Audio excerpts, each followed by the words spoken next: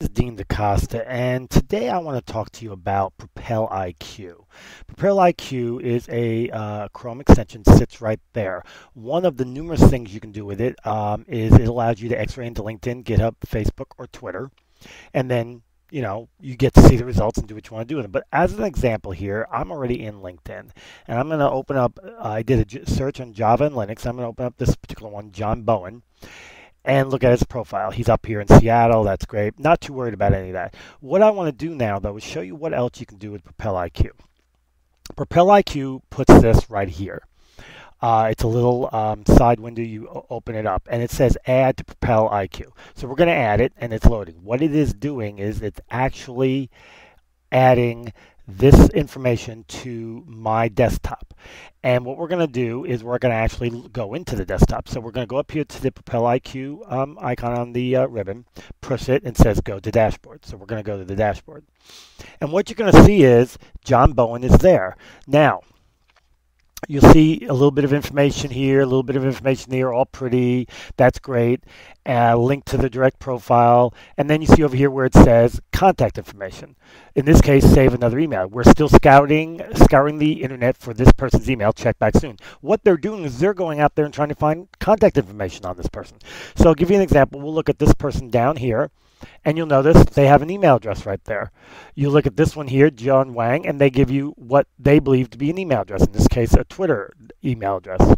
In this case, Franz Dodge, they give you several possible email addresses, some of which are LinkedIn, some of which aren't, but still email addresses. Now, in this case, he's from out of the country, so you got what you got. But the point is they go out and they try to find you email addresses, which I think is really cool. They bring in for information. The other part that's interesting is the export.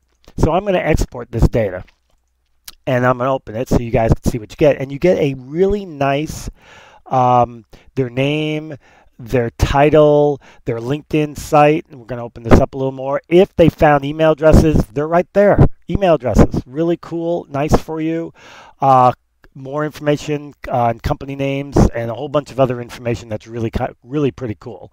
To include possible phone numbers, other websites that might be associated with them, and then number of people in the company, which now you have quick and easy peasy to give to a source, to give to your managers, whatever the case may be, as a nice list that you've built that allows you to start doing the contacting. And that's one of the parts of PropelIQ I don't think a lot of people realize. I've talked about it before, but I've never talked about that particular part of it because, it was one of them things where it wasn't well known and wasn't well used, and they were still kind of getting it together, but it works really well now. And as you can see here, it's also free, and you can make several different types of lists. You can add new lists, so you don't have to keep, like, this is just my default, so I stuck everything. But let's say you wanted to do one for just Java developers in Seattle. You could new list Java developers in Seattle and start saving all these people to Java developers in Seattle.